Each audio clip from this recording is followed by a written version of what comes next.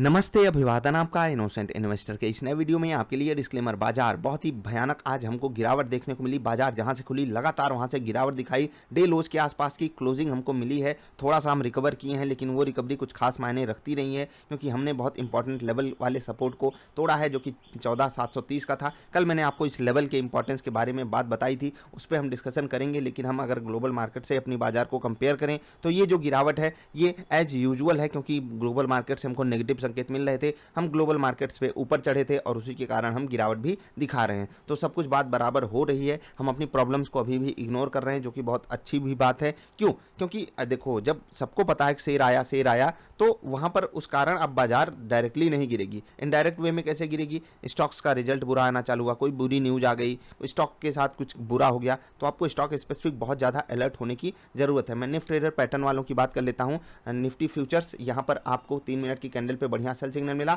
और आपके सारे के सारे टारगेट हिट हुए। आपको शॉर्ट करना था क्लोज टू लगभग आपका जो रेट था 14,782 के आसपास आपको शॉर्ट साइड का ट्रेड मिला था, सेल सिग्नल। और अगर आप 10 मिनट की और 782 के आसपास आपका सेल सिग्नल था और आपको प्रॉफिट बुक करना था 750 के आसपास, ठीक है, जो कि आपको यहाँ पर प्रॉफिट आराम से तुरंत ही, बहुत टाइम नहीं लगाया इसने, आपको सारे के सारे टारगेट हिट करके दिए। उसके बाद 10 मिनट की कैंडल वाले ट्रेड पे आते हैं। आपको जो है शॉर्ट ट्रेड जो मिला था वो काफ़ी ऊपर मिला था और ये मिला था 760-65 रुपए के आसपास, और वहाँ पर आपको फिर से सारे के सारे टारगेट हिट होते हुए दिखाई दिए। ये हो गया निफ्टी फ्यूचर्स की बात। बैंक निफ्टी में भी बिल्कुल सेम चीज़ हुई। आपको 10 मिनट की भी कैंडल पे बढ़िया सेल साइड का ट्रेड मिला और 3 मिनट की भी कैंडल पे बढ़िया सेल साइड का ट्रेड मिला था। बिना किसी दिक्कत के आपको यहाँ पर सारे के सारे टारगेट हिट होते हुए दिखाई दिए। अब मैं आपसे कुछ बातें बताना चाहता हूँ। क्या बातें बताना चाहता हूँ, बहुत ध्यान से सुनिएगा। मैं इंडेक्स फ्यूचर्स में हमेशा ट्रेड करने के लिए केवल इसीलिए बोलता हूँ कि आप अपने रिस्क को बहुत ज़्यादा मिटिगेट कर सको। अगर आप 80-85 हज़ार लगाकर, आज तो हमारे चारों टारगेट हिट हुए हैं,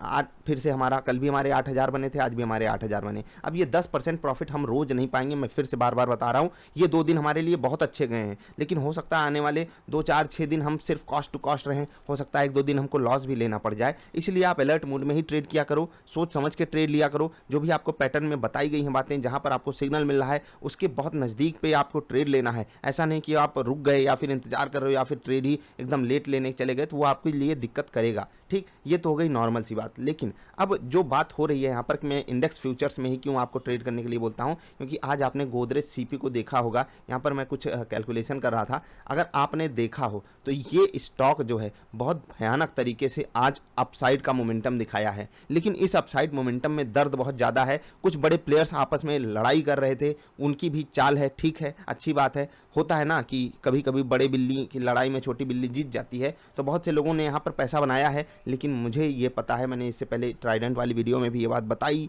कि यहाँ पर नंबर ऑफ जो मतलब यूज़र्स हैं, नंबर ऑफ ट्रेडर्स जिनको कह सकते हैं हम, वो बहुत तगड़े से शॉर्ट करके बैठे हुए थे। और जनरल टेंडेंसी होती है, स्टॉक 10% ऊपर गया शॉर्ट कर दो, 15% ऊपर गया शॉर्ट कर दो, 20% ऊपर गया शॉर्ट कर दो, तो वो 25% ऊपर जाता है। और लॉट साइज 1000 की है। जी हाँ, 1000 की लॉट साइज है। अगर 700 से कोई स्टॉक सीधे 870-80 चला जाता है तो 1,80,000 का आपको सीधा सीधा नुकसान है सिर्फ एक लॉट में। और मैं आपको दुख के साथ ये बताना चाहता हूँ कि 2 लाख में आपको पूरा पूरा लॉट ओवरनाइट होल्ड करने के लिए मिल जाता है। ये है भारत की दिक्कत। और यहाँ पर जब स्टॉक्स ऐसे चलते हैं, भारत की एक्चुअली ये दिक्कत नहीं है, ये एक्चुअली ट्रेडर्स के माइंडसेट की दिक्कत है। आपको अगर फ्यूचर में ओवरनाइट ट्रेड करना ही है तो सिर्फ हेजिंग के लिए कीजिए। अगर आप हेजिंग के अलावा ऐसे करोगे तो किसी दिन किस्मत, आज जिनकी किस्मत साथ होगी तो ठीक है, वो 10-15% में निकल गए होंगे, लेकिन इतना बड़ा लॉस हो जाने के बाद इंसान फिर आ जाता है होप ट्रेड में कि थोड़ा सा नीचे आ जाए तो मैं एग्जिट करूँ। और सोचो 2 लाख पे आपको 1,70,000 1,80,000 का लॉस हुआ होगा तो कितना बुरा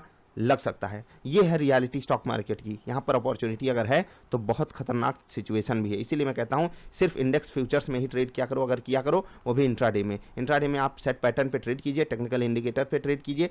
हमने आपको निफ्टी ट्रेडर पैटर्न दिया हुआ है, अगर आपको उस पर ट्रेड करना आप उस पर कर सकते हो। अदरवाइज गोदरेज या फिर इसके अलावा बहुत सारे स्टॉक्स हैं जो आपको बहुत भयानक तरीके से ट्रैप कर सकते हैं। बिल्कुल, यहाँ पर बहुत से लोगों ने पैसा भी बनाया है, काफ़ी दिन बाद ये रेट भी इसने दिखाया है। तो दूसरे चैनल पे एक वीडियो भी अपलोडेड है, वो आप जरूर देख लीजिएगा। अब कुछ स्टॉक्स की बात करें उससे पहले अपने पोर्टफोलियो की बात कर लेते हैं। मेरे पास एक ईमेल आया था, सर आजकल आप पोर्टफोलियो वाली परफॉर्मेंस नहीं दिखाते। भाई, आज की बाजार है, मैंने सोचा आज मौका अच्छा है, दिखा देते हैं। अब मुझे इससे पहले मैंने ट्रैक भी नहीं किया था। आप लोग कहोगे तो मैं ये चीज़ डेली दिखाऊंगा। अभी ये होली पोर्टफोलियो है। आप यहाँ पर कितने स्टॉक देख रहे हो? 1 2 3 4 5 6 7 8 9 10 11 12, ठीक। 12 स्टॉक हैं हमारे ऐसे जो बाजार को शुद्ध बीट किए हैं या नहीं। बाजार आज 1% के आसपास डाउन है। हम इंडेक्स देखकर आएंगे और फिर यहाँ पर आपको चीज़ें समझाएंगे। प्राइस के साथ मैं अक्सर इन स्टॉक्स की बात भी अपने वीडियोस में करता रहता हूँ, तो आप प्राइस के साथ डिकोड भी कर सकते हो। स्टॉक का नाम क्या है ऐसे बता देंगे, थोड़ी पोर्टफोलियो वाले नाराज हो जाएंगे। इंडेक्सेस की बात करेंगे, उससे पहले कुछ और स्टॉक्स की बात कर लेते हैं। पहले इंडेक्स की बात कर लेते हैं। देख लेते हैं कि यहाँ पर आपको जो है निफ्टी 1% नीचे बंद हुई है। निफ्टी नेक्स्ट 50 बिल्कुल फ्लैट बंद हुई है। निफ्टी मिड कैप 1.25% नीचे है। बैंक 1.25% नीचे है। फाइनेंशियल सर्विसेज 1.25% नीचे है। निफ्टी नेक्स्ट 50 को ऊपर ले जाने वाले कौन, जरा पता है कौन? गोदरेज सीपी। अब इसकी बात क्या करें, इसके कारण पूरा इंडेक्स ग्रीन में है, मतलब कि गिरा ही नहीं। जब ये वेटेज वाला स्टॉक हो करके 21% ऊपर रहेगा तो बताओ इंडेक्स गिरेगा? तो इसको अगर हम इग्नोर करें, ये इंडेक्स भी क्लोज टू 0.25% के आसपास गिरा हुआ है। मतलब कि हर एक इंडेक्स जो है वो आधे % से ज़्यादा की गिरावट आपको जनरल सेंस में दिखा रहा है। और उसके बाद हम अपने पोर्टफोलियो पे वापस आते हैं। आप देखिए 1 2 3 4 5 6 7 स्टॉक्स हमारे ऐसे हैं जो ग्रीन में बंद हुए हैं। 2 स्टॉक 4% ऊपर बंद हुए हैं। तो आप इसको आउट परफॉर्मिंग पोर्टफोलियो बोलोगे या नहीं बोलोगे, ये आप डिसाइड करो, मैं नहीं बताऊंगा। मैं आपको ये भी बता देना चाहता हूं कि ये स्टॉक्स बाजार को आउट परफॉर्म किए हैं। उसके अलावा क्लोज टू 5 या 6 स्टॉक्स ऐसे हैं जो बाजार के साथ हैं, मतलब कि वो 1% के आसपास गिरावट दिखाए हैं। उसके अलावा जो स्टॉक्स हैं मैं आपको बता देता हूँ, इतना जितना आज इस गिरावट वाले दिन में जितना हमारे स्टॉक्स बढ़े हैं, इतना तो कोई स्टॉक गिरा भी नहीं है। मतलब एक ऐसे दिन जिस दिन बाजार 1% नीचे है, उस दिन हमारे टॉप गेनर्स में जो परसेंटेज है वो ज़्यादा है टॉप लूजर्स से।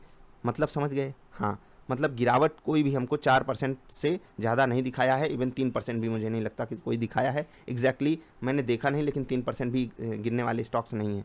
ठीक, तो कैसा लगा परफॉर्मेंस? ठीक है, अब सवाल पूछते रहिए, हम बताते रहेंगे। इंडेक्सेस की बात हो गई, ढेर सारे इंडेक्सेस में अलग अलग स्टॉक्स परफॉर्म कर रहे थे, लेकिन नेक्स्ट 50 में गोदरेज सीपी ने आज तहलका मचा दिया। बहुत बेहतरीन दूसरे चैनल पे वीडियो है, ज़रूर देखिएगा। पीएनबी भी काफ़ी मदद कर रहा था और सरकारी बैंकों, खासकर छोटे सरकारी बैंकों काफ़ी ज़्यादा बाजार को सपोर्ट कर रहे थे। कैडिला हेल्थ केयर, सीमेंस, ये स्टॉक्स अलग से थे जो बाजार को सपोर्ट कर रहे थे। निफ्टी नेक्स्ट 50 इंडेक्स में गिरावट में आईसीआईसीआई प्रू लाइफ हमारे पोर्टफोलियो का दमदार स्टॉक ऊपर से प्रॉफिट बुकिंग का शिकार है। मैंने आपको ये चीज़ समझाई भी थी क्यों गिरेगा stock. Adani green, Muthoot finance, Apollo hospital, नौकरी, ये सारे स्टॉक्स जो हैं वो बाजार को नीचे ढकेल रहे थे नेक्स्ट 50 में। अब मिड कैप में आएंगे तो आइडिया मतलब वेटेज है ही नहीं, यूनियन बैंक वेटेज है नहीं, बैंक ऑफ इंडिया वेटेज नहीं है, बैंक ऑफ बड़ौदा वेटेज ही नहीं है। कैस्ट्रॉल काफ़ी दिन बाद 3% ग्रीन दिख रहा है, खुशी मिल रही है अंदर से। बहुत दिन पहले मैंने आपको ये स्टॉक खरीदने के लिए बोला था, वहीं अटका है। तो ऐसे भी स्टॉक्स होते हैं, एकदम दिल तोड़ देते हैं। खैर, अगर आप टॉप मूवर्स की बात करोगे तो यहाँ पर भले स्टॉक्स 8-8, 7-7, 6% ऊपर हों, लेकिन उनका वेटेज कम है, इस कारण वो बाजार को मदद दे नहीं पाए। और जिनका वेटेज ज़्यादा है जैसे कि एमएफएसएल, जिंदाल स्टील, चोला फाइनेंस, वोल्टास, ये सब बड़ी गिरावट दिखा रहे थे और ये 5-5% की बड़ी गिरावट दिखा रहे थे। निफ्टी बैंक की बात करेंगे तो यहाँ पर पॉजिटिव साइड वही सरकारी bank, PNB, state bank of India, बाकी फेडरल बैंक भी आज फ्लैट ट्रेड कर रहा था। गिरावट में IndusInd bank, ICICI, axis, Kotak, देख रहे हैं सब क्वालिटी वाले स्टॉक्स। ये सब पोर्टफोलियो में डालने वाले स्टॉक्स हैं, मतलब एक साथ भर लीजिए, वो सब सस्ते सस्ते हो गए हैं आज। खैर, यहाँ पर भर मत लीजिएगा, नहीं तो आपने ही तो बोला था। आईआरसीटीसी भी आज बड़ी गिरावट दिखा रहा था, 1800 के साइकोलॉजिकल लेवल पर रेजिस्टेंस फेस किया और वहाँ से 60 रुपये नीचे आपको मिल रहा है। टाटा मोटर्स काफ़ी ज़्यादा बेहतरीन ट्रेड आज दिन के दौरान दिखा रहा था, लेकिन ऊपर से यहाँ पर प्रॉफिट बुकिंग आई है। क्या ये इस बार पार कर जाएगा? क्या ये धूम धड़ाका मचा जाएगा? वो आप यहाँ से समझ सकते हो, इस गिरावट के बाद इस कैंडल से समझ सकते हो। वॉल्यूम एंड कैंडल वाली वीडियो जरूर देखिएगा, आपको ऊपर के लेवल पे अभी 342 के आसपास रेजिस्टेंस मिलेगा। ठीक, स्टेट बैंक ऑफ इंडिया काफ़ी मदद कर रहा था, ये भी बाजार की गिरावट ना होने दे रहा था। छोटे बैंकों में तो आज पीएसबी देखिए अपर सर्किट मारा है, बाकी बहुत से ऐसे छोटे बैंक हैं जो काफ़ी बेहतरीन बाजार को सपोर्ट कर रहे थे। अभी मैं बाजार में इंपॉर्टेंट लेवल की बात करता हूँ, 5 मिनट की कैंडल खोलता हूँ। कल मैंने आपको सपोर्ट लेवल बताया था 14,730। इस कैंडल का आप लो देख लीजिए कितना है, ऊपर पढ़ लीजिए लो कितना है, 14,730 रुपये 5 पैसे। और यहाँ से ये जो लो से रिकवर किया है 730 से 770, 40 पॉइंट ऊपर गया है। ठीक है, और फिर वहीं 30 के आसपास ही आकर के इसने सपोर्ट लिया, फिर वो लेवल टूटा, फिर से ऊपर गया, फिर वो लेवल तोड़ दिया, फिर से ऊपर गया, फिर से। अब आप कहोगे कि नहीं ये तो बस गलती से तुक्का हो गया। ठीक है भाई, तुक्का ही मान लिया करो, कल वाला भी तुक्का देख लेना, कल जो हमने आपको बताया था, और इम्पॉर्टेंट लेवल्स की अहमियत को समझो। मैं कहता हूँ आप निफ्टी में सिर्फ 30 पॉइंट के लिए ट्रेड करो। उस पर अगर आपका कोई सेटअप हो तो ठीक है, अगर आप नहीं आज बनाओगे कल बनाओगे, ऐसे ही कोई कॉल खरीदोगे, कोई पुट खरीदोगे, कहीं भी जाकर ट्रेड ले लोगे और सेट रूल्स के साथ काम नहीं करोगे तो बहुत तकलीफ होगी। आज हमारा लगातार दूसरा ऐसा दिन है जब हमारे चारों टारगेट सेट हो रहे हैं। मैं फिर से आपको बता देना चाहता हूँ, ऐसे दिन महीने में 2, 4, 6 ही दिन आते हैं, उसके अलावा बाकी सारे दिन आपको संघर्ष करना पड़ता है। सैलरी समझ लीजिए महीने में आपको कितने दिन मिलती है, कुछ जगहों पे 2 दिन मिलती है, कुछ जगहों पे इंडिया में तो 1 ही दिन मिलती है। अब 1 दिन की सैलरी के लिए आपको कितने दिन मेहनत करनी पड़ती है, 29 दिन आप मेहनत करते हो। और बाजार में आप सोचते हो आपको रोज़ सैलरी मिले। भाई अपनी सोच सुधार लो। मैं कह रहा हूँ ना, 2 दिन भले हमको बहुत बड़ा प्रॉफिट हो गया है, लेकिन फिर भी इस कॉन्फिडेंस में मत आ जाना और इस चक्कर में तो कोई पैटर्न लेना मत। जब तक आप हमारी पुरानी वीडियोज़ को देख ना लो, पैटर्न लेने के बारे में सोचना भी मत, क्योंकि यहाँ पर हमारे स्टॉप लॉसेस भी जाते हैं, टारगेट्स भी आते हैं। ऐसे दिन आते हैं, लेकिन ऐसे दिनों के लिए हमें बहुत संघर्ष करना पड़ता है। तो जब आप रियल लाइफ की जॉब में 29 दिन काम करके 30वें दिन सैलरी पाते हो तो खुश होते हो ना। तो यहाँ अगर आपको 5 दिन में 4 दिन काम करके 5वें दिन अगर चारों टारगेट या 2 ही टारगेट मिल जा रहे हैं तो उससे खुश होना सीखो। और 80,000 पे 2,000 रुपये भी अगर आप हफ्ते का बना रहे हो, वो बहुत बहुत बहुत बड़ी इनकम होती है और उतना आप आराम से जनरेट कर लोगे अगर आपने पैटर्न को बैक टेस्ट देखा होगा। हम जिस हिसाब से आपके साथ शेयर करते हैं ये अपने ट्रेड्स को। अभी के लिए इतना ही। बाजार जो गिरावट दिखाई है उसके पीछे बहुत सारे कारण होते हैं। ग्लोबल मार्केट्स आज बड़ा कारण था और मैं आपको बता देना चाहता हूँ, बाजार जब चलती है उसके पीछे कई सारे पैरामीटर्स होते हैं। कुछ लोग कहते हैं कि आप टेक्निकल एनालिसिस फालतू करते हो क्योंकि जब बाजार गिरती है इन सब लेवल्स को भूल जाती है। नहीं भाई, बाजार अपने लेवल्स को नहीं भूलती है। आज की क्लोजिंग आप देखिए 14,700 के आसपास हुई है।